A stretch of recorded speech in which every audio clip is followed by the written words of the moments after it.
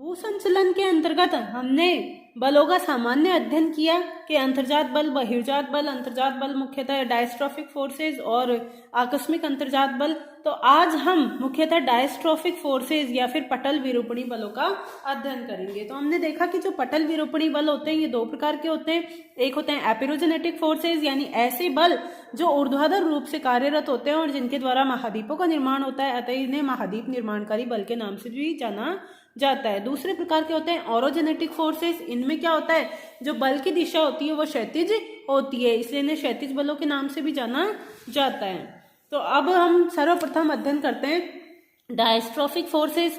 तो diastrophic forces किसे कहा जाता है? जो डायस्ट्रोफिक फोर्सेस जो होते हैं वो ऐसे बल होते हैं जो क्या होते हैं, पृथ्वी के भूगर्भ में अपेक्षाकृत धीमी गति से कार्यरत होते हैं और लंबे समय में पृथ्वी की भू आकृतियों में परिवर्तन ला देते हैं। तो इन डायस्ट्रोफिक फोर्सेस में पहला जो फोर्स है वो है एपिरोजेनेटिक फोर्सेस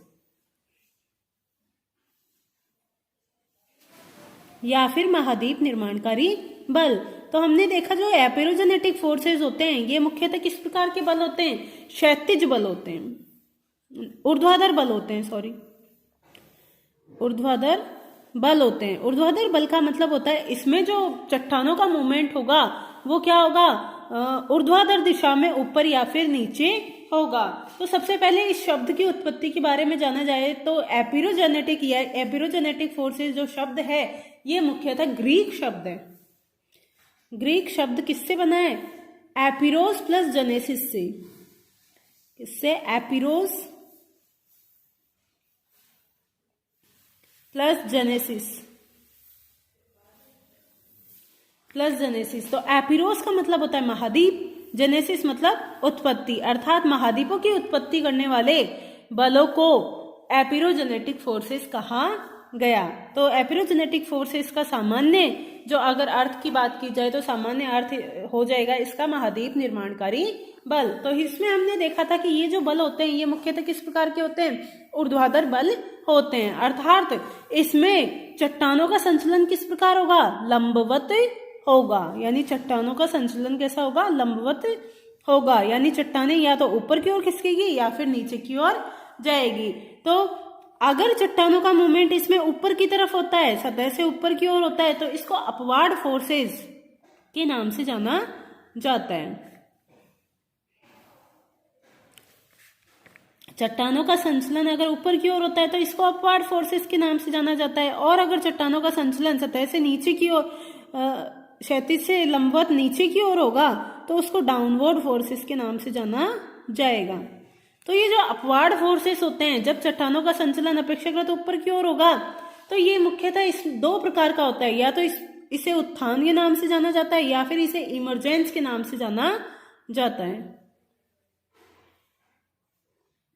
अब ये इमरजेंस और उत्थान में क्या डिफरेंस है, हम इसको पढ़ते हैं। जो उत्थान होता है इसमें क्या होता है, मान लो ये पृथ्वी का धरातल है, उत्थान की बात की जाए तो उत्थान में हम देखते हैं कि चट्टानों का संचलन कैसा होगा? लंबवत ऊपर की ओर होगा। तो इसमें चट्टानों का संचलन जब लंबवत ऊपर की ओर होगा तो ये स्थिति किस प्रकार से, मान लो ये धरातलीय क्षेत्र है, इसमें इन चट्टानों का, स्पेसिफिक चट्टानों का संचलन कैसा हो गया? ऊपर की ओर हो गया। तो ये स्थलीय भूभाग इस प्रकार का हो गया।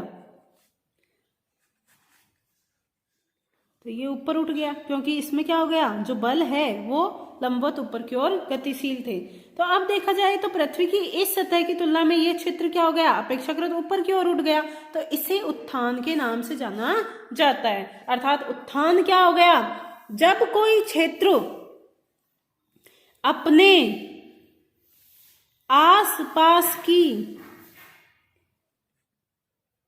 सतह से ऊपर उठ जाता है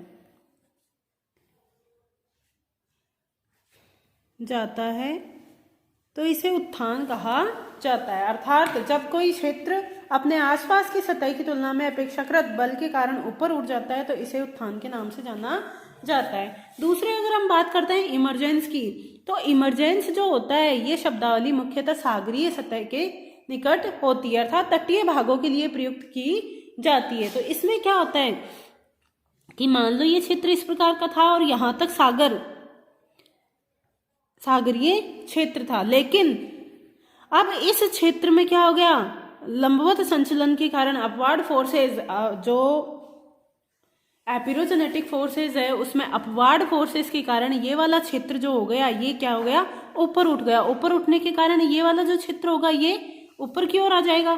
तो अगर हम इसकी बात करें तो ये जो समुद्री क्षेत्र होगा, ये अपेक्षाकृत ये वाला जो क्षेत्र था, ये वाला क्षेत्र अब कहाँ आ गया, यहाँ पर आ गया, अर्थात यहाँ पर अब समुद्री विस्तार नहीं है। तो इस क्षेत्र को, क्योंकि यहाँ से समुद्र क्या हो गया, हट गया, तो इसे इमरजेंस के नाम से जाना जाता है। तो इमरजेंस क्या हो गया, सागर तल के संदर्भ में किसी स्थान विशेष का ऊपर उठना इमरजेंस कहलाता है। अर्थात इमरजेंस जो शब्दावली है ये मुख्यतः दी जाती है तटीय क्षेत्रों के संदर्भ में। अगर कोई तटीय भूभाग अपेक्षाकृत ऊपर उठकर सागरीय क्षेत्र से ऊपर उठ जाता है तो उसे इमरजेंस के नाम से जाना जाता है। और अगर कोई सतही क्षेत्र अपने आसपास की सतह की तुलना में ऊपर उठ जाता है, अगर कोई क्षेत्र अपने आसपास की सतह की तुलना में ऊपर उठ जाता है तो इसे उत्थान कहा जाता है। और सागरीय तल की तुलना में अगर ऊपर उठ जाता है, यानी तटीय क्षेत्र में कोई क्षेत्र सागरीय सतह से ऊपर उठ जाता है तो इसे इमरजेंस के नाम से जाना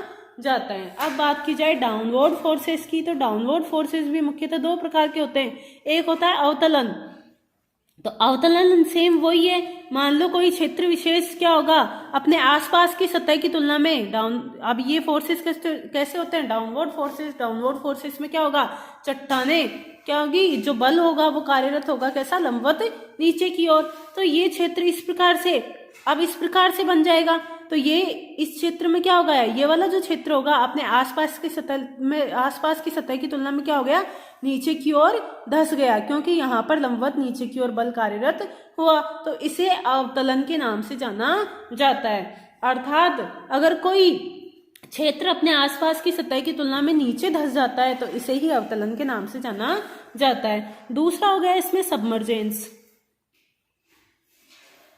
अब सबमर्जेंस जो शब्दावली है, इमरजेंस और सबमर्जेंस जो शब्दावली है ये मुख्यतः तटीय भागों के लिए दी गई है। तो इसमें सेम यही पार्ट होगा कि जैसे कोई क्षेत्र सागरीय सतह की तुलना में अपेक्षाकृत ऊपर था, लेकिन डाउनवर्ड फोर्सेस के कारण ये वाला इस क्षेत्र में क्या हो गया, धसाव हो गया। धसाव होने के कारण ये वाला क्षेत्र क्या हो गया, सागरीय सतह में डूब गया, यानी सागर की, इस क्षेत्र पर सागर का विस्तार आ गया। और तो इसे क्या कहा जाता है, सबमर्जेंस के नाम से जाना जाता है। अर्थात जब सागर तल के संदर्भ में किसी क्षेत्र में धसाव पाया जाता है तो इसे सबमर्जेंस के नाम से जाना जाता है। तो अगर इनकी कम्युलेटिव हम बात करें तो ये जो उत्थान और अवतलन है, ये उत्थान व अवतलन की क्रिया जो होगी ये कहीं पे भी संपन्न हो सकती है, चाहे तटीय भाग हो चाहे फिर महाद्वीप का मध्य भाग हो। लेकिन जो इमरजेंस और सबमर्जेंस की घटनाएं हैं ये केवल और केवल किसके लिए, तटीय भागों के लिए ही प्रयुक्त की जाती है।